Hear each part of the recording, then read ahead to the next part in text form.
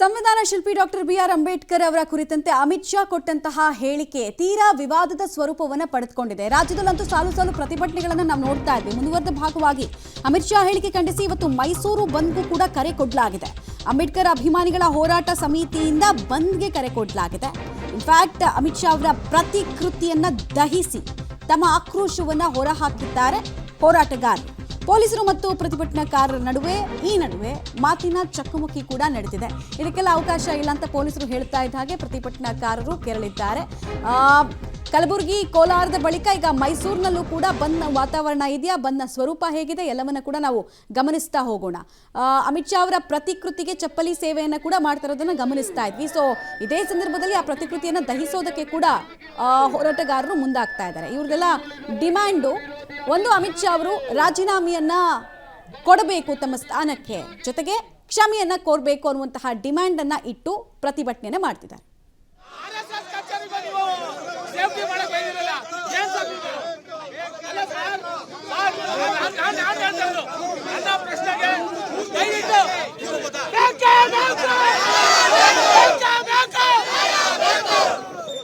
ದಲಿತ ವಿರೋಧಿ ಸರ್ಕಾರಕ್ಕೆ, ದಲಿತ ವಿರೋಧಿ ಕೇಂದ್ರ ಸರ್ಕಾರಕ್ಕೆ ಅಲ್ಲ ಸ್ವಾಮಿ, ನಾವು ಯಾವುದೇ ಗೌರ್ಮೆಂಟ್ ಕಚೇರಿ ಮೇಲೆ ದಾಳಿ ಮಾಡ್ತಾ ಇಲ್ಲ, ಯಾವುದೇ ಸ್ಕೂಲು ಶಾಲಾ ಕಾಲೇಜ್ ಮೇಲೆ ದಾಳಿ ಮಾಡ್ತಾ ಇಲ್ಲ.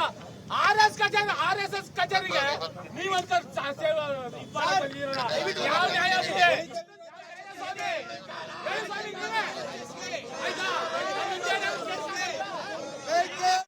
ಡೀಟೇಲ್ಸ್ ಕೊಡ್ತಾರೆ. ನೇರ ಸಂಪರ್ಕದಲ್ಲಿ ಜಾಯ್ನ್ ಆಗ್ತಾರೆ ಕೆಪಿ ನಾಗರಾಜ್. ಪ್ರತಿಭಟನಾಕಾರರು ಮತ್ತು ಪೊಲೀಸರ ನಡುವೆ ಯಾಕೆ ಮಾತಿನ ಚಕಮಕಿ ಆಯಿತು ಮತ್ತು ಬಂದ್ನ ಸ್ವರೂಪ ಹೇಗೆ ಕಾಣಿಸ್ತಾ ಇದೆ, ಜನರ ರೆಸ್ಪಾನ್ಸ್ ಹೇಗಿದೆ, ಸಾರ್ವಜನಿಕರಿಗೆ ಏನಾದರೂ ಬಂದ್ನ ಎಫೆಕ್ಟ್ ತಟ್ತಾ ಇದೆಯಾ? ಮಮತಾ, ಮೈಸೂರಿನ ಬಲ್ಲಾಳ್ ಸರ್ಕಲ್ ವೃತ್ತದಲ್ಲಿ ಈಗಾಗಲೇ ಪ್ರಗತಿಪರ ಸಂಘಟನೆಗಳು ಮತ್ತು ದಲಿತ ಸಂಘಟನೆಗಳು ಈಗಾಗಲೇ ಪ್ರತಿಭಟನೆಯನ್ನು ಜೋರು ಮಾಡಿದ್ದಾವೆ. ಇನ್ನೇನು ಬಲ್ಲಾಳ್ ಸರ್ಕಲ್ನ ಬಳಿಯಲ್ಲಿರುವಂಥ RSS ಕಚೇರಿಗೆ ನುಗ್ಗುವಂಥ ಪ್ರಯತ್ನವನ್ನು ಪ್ರತಿಭಟನಾಕಾರರು ನಡೆಸಿರುವಂಥದ್ದು. ಆದರೆ ಪ್ರತಿಭಟನಾಕಾರರನ್ನ ಪೊಲೀಸ್ನವರು ತಡೆದಿದ್ದಾರೆ. ಯಾಕಂದರೆ ಮೈಸೂರಿನ ಅಶೋಕಪುರಂನ ಭಾಗದಲ್ಲಿ ಈಗಾಗಲೇ ಸದ್ಯಕ್ಕೆ ಬಂದ್ನ ಬಿಸಿ ಕಾಣ್ತಾ ಇದೆ. ಮತ್ತೊಂದು ಕಡೆಯಲ್ಲಿ ಮೈಸೂರಿನ ಗ್ರಾಮಾಂತರ ಬಸ್ ನಿಲ್ದಾಣದ ಬಳಿಯಲ್ಲೂ ಕೂಡ ಬಂದ್ನ ಬಿಸಿ ಇದೆ. ಕೆಲವೊಂದಿಷ್ಟು ಪ್ರತಿಭಟನಾಕಾರರು ಈಗಾಗಲೇ RSS ಕಚೇರಿಗೆ ನುಗ್ಗುವಂತಹ ಯತ್ನವನ್ನು ಮಾಡ್ತಾ ಇದ್ದಾರೆ. ಜೊತೆಗೆ ಪ್ರತಿಭಟನಾಕಾರರು ಮತ್ತು ಪೊಲೀಸರ ನಡುವೆ ಮಾತಿನ ಚಕಮಕಿಯೂ ಕೂಡ ನಡೆದಿದೆ. ಒಂದು ರೀತಿಯಾಗಿ ಸದ್ಯಕ್ಕೆ ದೊಡ್ಡ ಮಟ್ಟದ ಬಂದ್ನ ಬಿಸಿ ಏನು ಭಾಳಷ್ಟು ಭಾಗಗಳಲ್ಲಿ ಏನಿಲ್ಲ, ಒಂದೆರಡು ಮೂರು ಜಾಗಗಳಲ್ಲಿ ಮಾತ್ರ ಬಂದ್ನ ಬಿಸಿ ಇದೆ. ಸದ್ಯಕ್ಕೆ ಈಗ ನಮಗೆ ಗಮನಿಸ್ತಾ ಇರುವಂಥ ಪ್ರಕಾರವಾಗಿ ಕೇವಲ ಅಶೋಕಪುರಂನ ಭಾಗದ ಸುತ್ತಮುತ್ತ ಮಾತ್ರ ಈ ಥರದ ಒಂದು ಪರಿಸ್ಥಿತಿ ಇದೆ. ತಾವೀಗ ಗಮನಿಸ್ತಾ ಇರ್ಬೋದು, RSS ಕಚೇರಿಯ ಮುತ್ತಿಗೆಗೆ ಬಂದಿದ್ದಂತಹ ಪ್ರತಿಭಟನಾಕಾರರನ್ನು ಪೊಲೀಸರು ವಾಪಸ್ ಕಳಿಸ್ತಾ ಇರುವಂಥ ದೃಶ್ಯಾವಳಿಗಳನ್ನು ಕೂಡ ತಾವೀಗ ಗಮನಿಸ್ತಾ ಇದ್ದೀರಿ. ಬಲ್ಲಾಳ್ ಸರ್ಕಾರದ ಸಮೀಪದಲ್ಲೇ RSSನ ಕಚೇರಿ ಇದೆ, ಮಾಧವ ಕೃಪಾ. ಆ ಕಚೇರಿಗೆ ನುಗ್ಗುವಂಥ ಯತ್ನವನ್ನು ಪ್ರತಿಭಟನಾಕಾರರು ನಡೆಸಿರುವಂಥದ್ದು.